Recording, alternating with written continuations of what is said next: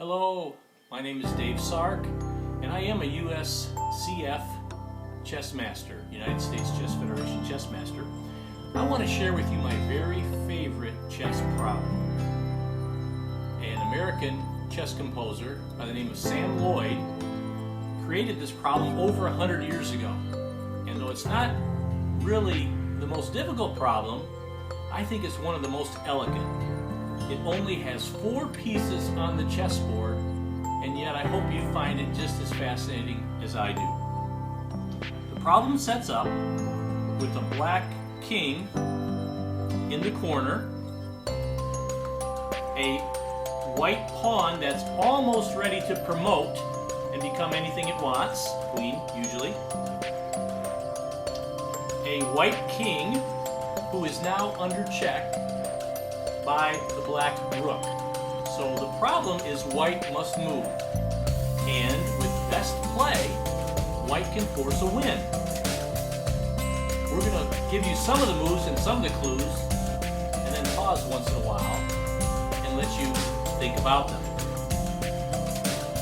Now, if you take the black side of this, you say, well, I have a rook and he has only a pawn. Well, that pawn is so close to the last rank that black would love to just trade his pawn, his rook, for that pawn. So, it's white's move. And he's in check, and he has legally 1, 2, 3, 4, 5 moves. Now we can eliminate a lot of these moves very quickly, and it's just a simple logic problem to find out what his best move is. For instance, if white moves down to the 7th rank, or in either place, black can easily play there, 1 square forward, and now the pawn is pinned against the king, meaning the pawn cannot move because the king would be in check by the rook, threatened by the rook. Since the pawn cannot move, no matter what white moves next, black can simply take the pawn, exchange his rook for the pawn, and achieve a draw, which is his goal. Therefore, from our beginning position, we can see that moving to either one of these 2 squares would not be good. Now, let's see if white moves here. Can you figure out the move for black that would not only stop white from winning, black has a move right in this position that would actually win the game?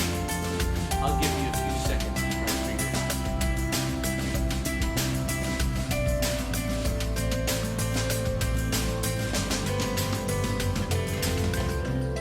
out. If you said rook to this square right behind the pawn, you were correct.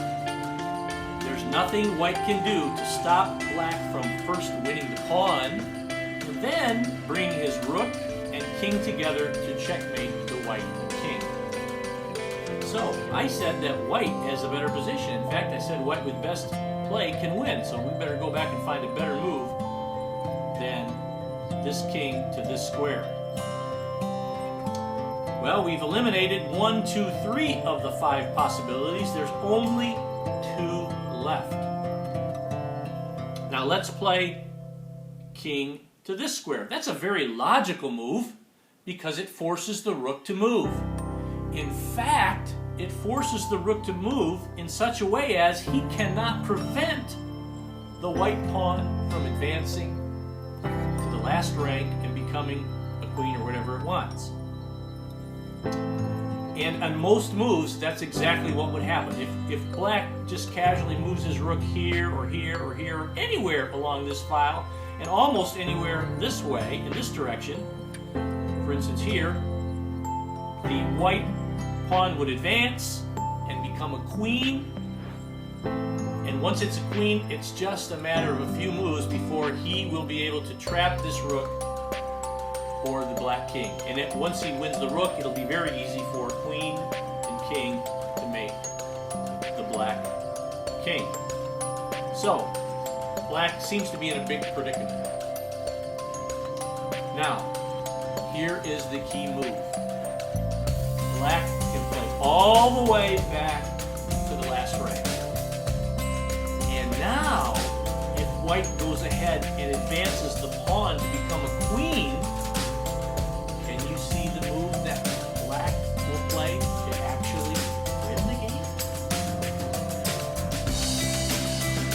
Black will play rook, one square over, checking the white king must move, and then he will capture this promoted pawn. By the way, this is a maneuver in chess called a skewer, because it's as though you are skewering the king to the piece behind it with this check. The king moves out of the way, it does not matter where, you take the pawn, and now again black will win. Well, so far in our investigation, it looks like black is actually better. But there is one move which keeps white at the advantage. It's the only logical move left, the only legal move left that we've tried, and that is king straight up 1. Now, if black tries to get behind the white king, either here or here, he cannot do so, and we would go ahead and queen. For instance, if we played rook here, pawn becomes a queen, rook says check. The white king does not go onto this file, but instead plays here, another check, plays here, and now after this check, yes, the white king can play there. Black is out of useful checks, and it's just a matter of seconds, really, before white wins the rook and the game. So, that will not work for black. In fact, there's really nothing black can do. He can't move anywhere along this rank either because of the pawn queening. So the only move for black to prolong his agony is to play rook up 1 square and check again. And in case that you haven't guessed it, white of course cannot retreat. None of these moves make any sense. If you went back here, black could either get behind the pawn or repeat the position, or here he could go behind him again, check and exchange. The only move for white in this position under check is again to advance 1 square forward. Black has no good moves again. His only move of all the possibilities is to just check the white king. Now, the white king advances forward again. No other moves help him, and black checks again. And now white finally makes progress because he plays to this square, covering the first rank. The black rook cannot get behind the king, and now it is impossible to stop the pawn from promoting. But black has one last try. If black plays his rook to this 1 square, and this square only, he sets a trap that could draw the game against the careless white. The white player may, and they often do, would think to promote the pawn and become a queen. And if he does that, black has a very surprising move, rook check. Now this is called a fork because it attacks 2 pieces at once. And of course, if the white king moves and black takes the queen, he will win. However, if the queen simply takes the rook, the only move to make sure that white does not lose, we have a special circumstance on the chessboard. This is a promoted pawn that can become a queen. Queens move in all directions, all lines of diagonals and straight up and down. In other words, this queen covers this square for the king, black king, who cannot move there. The black king, furthermore, cannot move here or here.